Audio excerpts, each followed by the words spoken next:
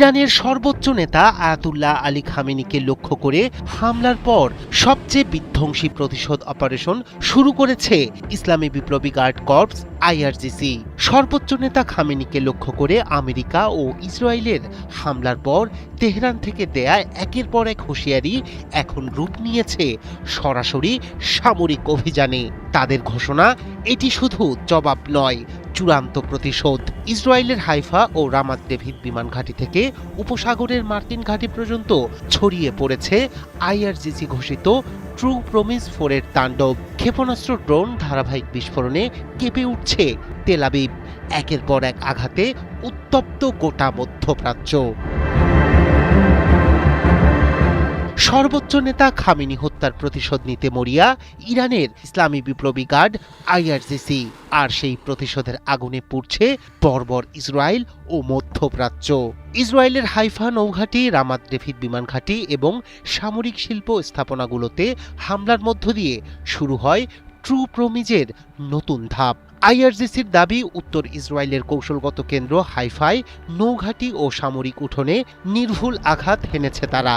একই সঙ্গে জিজরিল উপত্যকায় অবস্থিত রামাত ডেভিড বিমান ঘাঁটি, যা উত্তর ফ্রন্টে ইসরায়েলের অন্যতম প্রধান অপারেশনাল ঘাঁটি, সেটিকেও লক্ষ্যবস্তু করতে সক্ষম হয়েছে খামেনির যোদ্ধারা। রক্ষা পায়নি বেতশেমেশ ও আজদোদে সামরিক শিল্প স্থাপনাগুলো। আজদোদের শিল্প এলাকায় প্রতিরক্ষা উৎপাদন ও সামরিক সরঞ্জাম রক্ষণাবেক্ষণের সঙ্গে যুক্ত অবকাঠামোতে হামলার দাবি করেছে আইআরজিসি।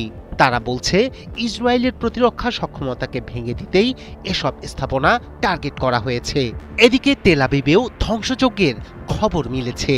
ইসরায়েলি গণমাধ্যম জানিয়েছে, সর্বশেষ ক্ষেপণাস্ত্র হামলায় একটি ভবন পুরোপুরি ধ্বংস হয়েছে এবং নির্দিষ্ট একটি সামরিক লক্ষ্যবস্তুতে সরাসরি আঘাত এনেছে ইরানি ক্ষেপণাস্ত্র।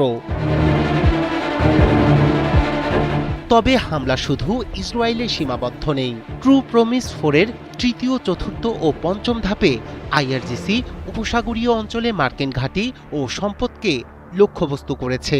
কুয়েতের আবদুল্লাহ আল মুবারক বিমান ঘাঁটিতে 4টি ব্যালিস্টিক ক্ষেপণাস্ত্র নিক্ষেপ এবং 12টি ড্রোন হামলার দাবি করেছে তারা। এতে ঘাটের গুরুত্বপূর্ণ অবকাঠামো ধ্বংস হয়েছে বলেও জানানো হয়েছে। ইরাকের হারির ঘাঁটি, যেখানে মার্কিন বিশেষ বাহিনী অবস্থান করছিল, সেখানেও হামলার কথা বলেছে আইআরজিসি। সৌদি আরবের প্রিন্স সুলতান বিমান ঘাঁটিতেও ক্ষেপণাস্ত্র ও ড্রোন হামলা চালানো হয়েছে বলে দাবি ইরানের।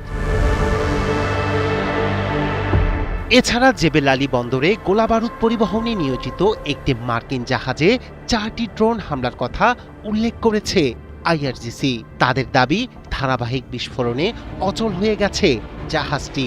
ভারত মহাসাগরে যুক্তরাষ্ট্রের একটি যুদ্ধ সহায়তা জাহাজও কাদির 380 ক্ষেপণাস্ত্রের আঘাতে ক্ষতিগ্রস্ত হয়েছে বলে জানানো হয়। আইআরজিসি বলছে, এই ধাপে ব্যবহার করা হয়েছে আগের চেয়ে আরও উন্নত, নির্ভুল এবং ধ্বংসাত্মক ক্ষেপণাস্ত্র। তাদের হুঁশিয়ারি, পরবর্তী ধাপ হবে আরও শক্তিশালী। খামেনি হত্যার প্রতিশোধ নিতে মরিয়া আইআরজিসির এই অভিযানে পরিস্থিতি কোন দিকে গড়ায়, সেদিকেই তাকিয়ে পুরো বিশ্ব। রায়হান কবির, শুভ্র, ৭১।